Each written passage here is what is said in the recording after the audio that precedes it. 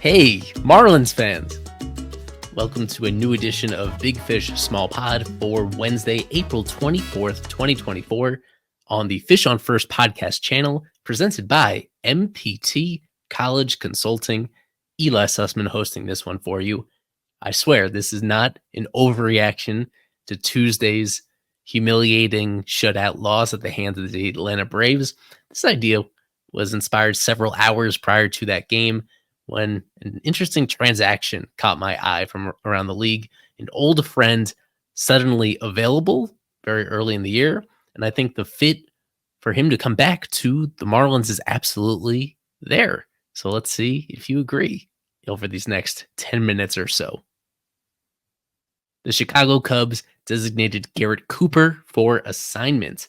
DFA'd less than a month into the season after signing a minor league deal in the offseason, not far removed from being a staple of the Marlins lineup. Cooper spent parts of 6 big league seasons with the Marlins, 2018 to 2023. He was, you of course remember, an all-star selection in 2022. He had quite a few ups. He was somewhat of a streaky player, but for the most part, a reliably above average hitter when he was actually on the field. That was always the wrinkle with him. The complication is you never know how often he'd be available, how durable he would be. Last year, he did set career highs for playing time, and some of his counting stats, just on a rate basis, didn't perform quite the way that we had come to expect. As the season went on last year, you'll recall the Marlins traded him to the Padres on trade deadline day, part of a 3-player trade that brought back Ryan Weathers, who's now in the Marlins rotation. Cooper finished last year with the Padres, and then this year with the Cubs, signed very, very late in the offseason.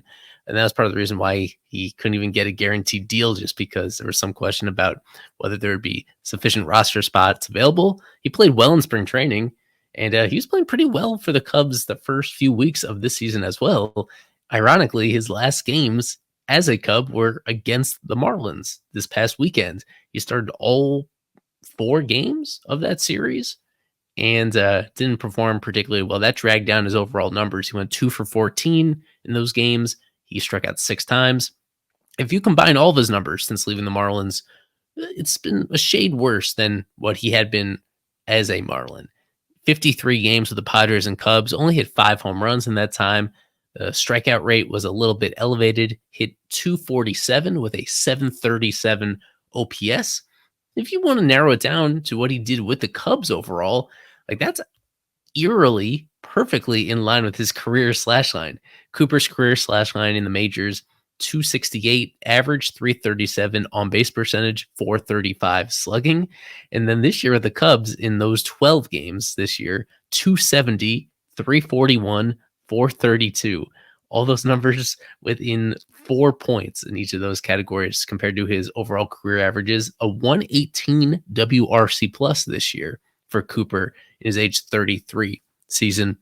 There was a bit of a logjam in the corner infield spots for the Cubs. He's essentially getting pushed out by Matt Mervis, who got some major league playing time the year before, and now is in DFA limbo. Even though he signed a minor league deal, his base salary was $1.75 million. Whoever potentially acquires him from the Cubs would be responsible for whatever remains of that salary here in 2024. So by the time this process goes through, it'll be about $1.5 million that he's owed. That's only doubled the major league minimum. It's a really small investment for a guy that is not far removed from being close to an everyday caliber hitter at first base and DH positions. The fit with the Marlins, I think, is fairly obvious right now. Again, this is not an overreaction only to Tuesday's game.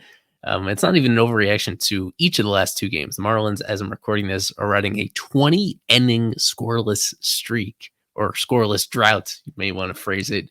And overall, their offense really bad. Across the board, bottom 5 offense in baseball to this point, especially being held back by their propensity to hit grounders, everything on the ground.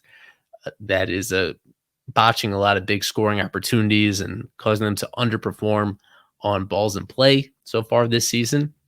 Cooper at times has been a high ground ball guy, but actually the last couple of years, not so much. Right in line with the league averages in the low 40s percentile range for Cooper. Right now, the fit is pretty apparent. You'll recall Jake Berger this year. He'd been splitting time between third base and first base, allowing Josh Bell to split time between first base and DH. And Berger, at the very early portion of the season, was the Marlins' best offensive player. He recently suffered a intercostal strain that was 9-10 days ago or so. And as of what we know right now, he's still a little while away from coming back. He's slowly ramping up baseball activities. Even when that happens, he'll have to go on some sort of minor league rehab assignment. There's no like definitive timetable for when Berger is going to come back. He's obviously going to come back this season. He's going to come back, I think, barring significant setbacks, sometime within the next month or so. In the meantime, Marlins want to avoid being humiliated on a nightly basis. Even if we've reached a point here, 6-19 through the first 25 games, like there's a whole lot of smoke that says that they're just not going to be contending this year. So you may be wondering why is this even worth it to grab a guy who is on a 1-year deal that is we would think in the decline phase of his career at this point. And I mean, the point is, he was a nice part of this, not only a significant contributor to a couple competitive teams in Miami, but also a good clubhouse culture guy, somebody that enjoyed being in Miami. And I think when things are going this bad for your team, making any sort of change can be rejuvenating, even if it's not going to turn around your entire season. And Cooper is just not far removed from having some really impressive hot streaks where he can put the team on his back for a series at a time. And that's what they definitely need right now. Since Jake Berger went out, the corresponding move was to call up Otto Lopez. And again, I reiterate, I'm not overreacting to one game, but Otto Lopez really put himself in the doghouse on Tuesday night. He returned what should have been a double play into no outs on a routine error at third base that led to a couple runs scoring for the Braves. And then the very next inning, he comes up to the plate and he grounds into a double play, hitting a ball that was very much like the one that he failed to field on his own. Lopez himself was a waiver claim who hasn't done much in the big leagues. He's not a top prospect. He's not a part of the Marlins' future. He is a prototypical quad A player. That might be being generous. That is a spot where they can obviously upgrade and bring in somebody like Cooper has just a dramatically higher ceiling as a player right now. It would allow Josh Bell to continue to get a lot of DH time. It would allow Josh Bell to get an occasional day off. He has played each of the 25 Marlins games, started all 25, and he has really underperformed. And even as an Iron Man who takes pride in his availability, when you have somebody like Cooper around, and that actually gives him an opportunity to take a breather and maybe get back on track and try to make sure that his season isn't a carbon copy of last year, where Bell was not wanted by his former team in Cleveland when he was traded over to the Marlins. So that could help. And just to be more precise, if you have Cooper in the lineup at first base, especially against left-handed pitching, then you have Emmanuel Rivera playing third base, and that has been his better defensive position as compared to first. You have Otto Lopez squeezed off the roster.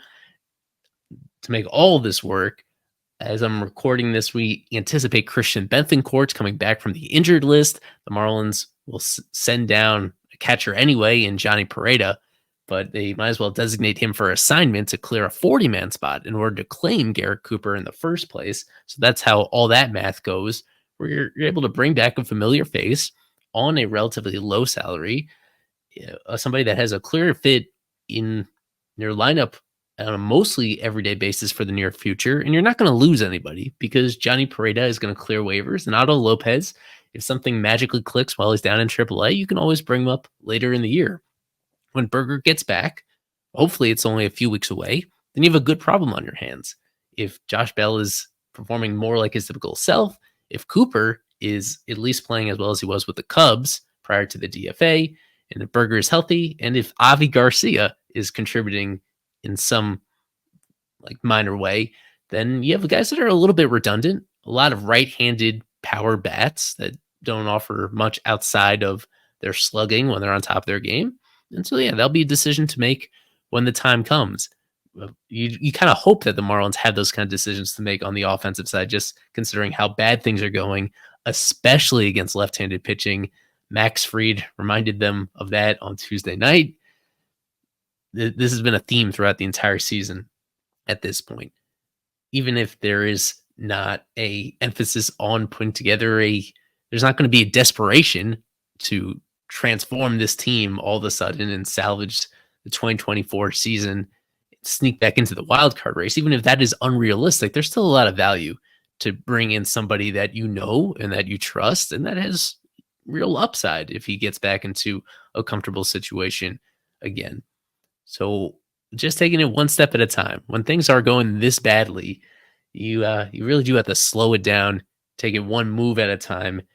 I think this would be a big positive with very minimal risk. Let's see what other teams go after Cooper as well. Others will have a chance to claim him off of waivers. And I imagine that there could be more than one that will do so, considering what he's accomplished and how little of a risk it is to bring him in the first place. Let me know what you think.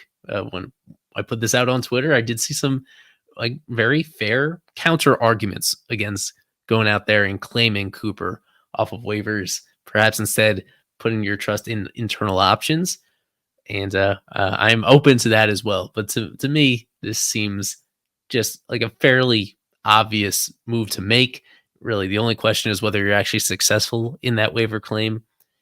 But yeah, I think the stars have aligned where this reunion that I might have thought was possible eventually, just not so early in the season. I think it makes sense for both sides. And I hope it does come together for the sake of something to shake up the monotony of this awful first 25 games of the season. This has been Ely Sussman on the Small Pod, Fish on First podcast channel. Make sure you're subscribed to us, rate and review, and go to mptcollegeconsulting.com for a free consultation